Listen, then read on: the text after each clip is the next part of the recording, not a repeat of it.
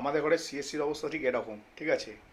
যেমনটা তোমরা আমার পেছন দিকে দেখছো, মানে লাইট জ্বলছে না, ফ্যান চলছে না, এমনকি এখানে ভোল্টেজ হচ্ছে 140, 140-এর বেশি ভোল্টেজই আসছে না।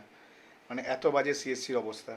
তো আমাদের এখানে না সিএসসি ছাড়া অন্য কোনো অপশান নেই বলে সিএসসি যা ইচ্ছা তাই করে বেড়াচ্ছে। হ্যাঁ, আমাদের এখানে সিএসসি ছাড়া কোনো অপশান নেই বলে কলকাতাতে সিএসসি যা ইচ্ছা তাই করে বেড়াচ্ছে, নিজের ইচ্ছা মতন করে বেড়াচ্ছে।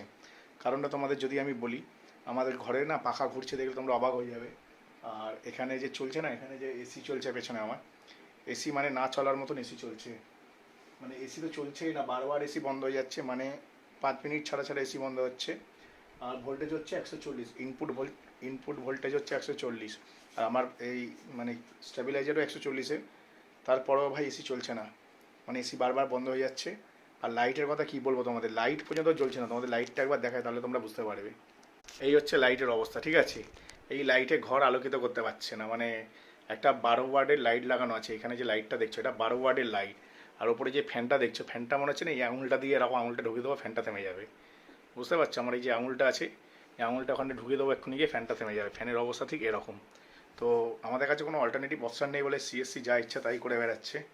মানে এসি তো ভুলেই যাও, চলছে না। পুরো মাথাটা না আমার টক হয়ে আছে আজকে দুপুর থেকে, এসি চলছে না। হ্যাঁ, আজকে না দুপুর থেকে এসি চলছে না, ঠিক আছে? দুপুরবেলায় বাড়িতে এসেছি, ঘুমাবো, ঘুমিয়ে এই দেখো এক্ষুনি লাইট বন্ধ হয়ে যাচ্ছিলো, এক্ষুনি লাইট বন্ধ হয়ে যাচ্ছিলো। তোমরা ভিডিওতে বুঝতে পারবে নাকি জানি না, ঠিক আছে? মানে লাইট পর্যন্ত চলছে না। দুপুরবেলায় ভাই বাড়িতে ঘুমাবো এসি চালিয়ে, ঠিক আছে? আসলাম কাজ থেকে, প্রচণ্ড টেম্পারেচার ভাই।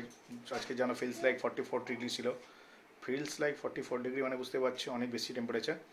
এসে একটু এসি চালিয়ে শোবো, দুপুরবেলায় ঘুমাবো, ঘুম থেকে করে কাজে যাবো সেরকম। ভাই এসি তো চালাতেই পারলাম না, এসি চললোই না। এসি 2 ঘন্টা ধরে চালিয়ে রেখেছি, কোনো ঠান্ডাই হচ্ছে না। এসি বন্ধ হচ্ছিল না কিন্তু ঠান্ডাও হচ্ছিল না, কারণ প্রপার কারেন্ট পাচ্ছিল না। আমি খালি ভাবছিলাম যে ভাই এসি খারাপ হয়ে গেছে হয়তো আমার বাড়ির।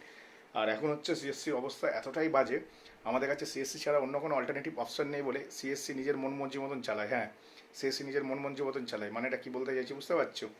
ওদের কারেন্ট ছাড়া আমরা চলতে পারবো না, ওরা জানে সেটা। তাই জন্য ওরা পাত্তা দেয় না, আমাদেরকে পাত্তা দেয় না, গ্রাহকদের পাত্তা দেয় না। তাই আমাদের মনে হয় সিএসসিকে বয়কট করে অন্য কোনো কারেন্টের অল্টারনেটিভ বন্দোবস্ত করা, যেমন আমাদের ওয়েস্ট বেঙ্গল গভর্নমেন্টের যে কারেন্ট আছে, ঠিক আছে? হয়তো ওইটা একটু বেশি যাই শুনেছি, কিন্তু হয়তো ওরা ইম্প্রুভও করতে পারে গভর্নমেন্ট। তো যাই হোক, আমি জানি না, ওয়েস্ট বেঙ্গল সম্বন্ধে আমার অত কোনো জ্ঞান নেই, ঠিক আছে? আমি ভুল বললেও কেউ মাফ করে দিও ভাই। সিএসসি কিন্তু ইচ্ছা করে এইসব করে বেড়াচ্ছে, কারণ হচ্ছে ওদের দরকার নেই। ওরা জানে আমরা যা করবো তাই লোকে খাবে, কিন্তু এরকমভাবে চলে না ভাই, এরকমভাবে চলে না।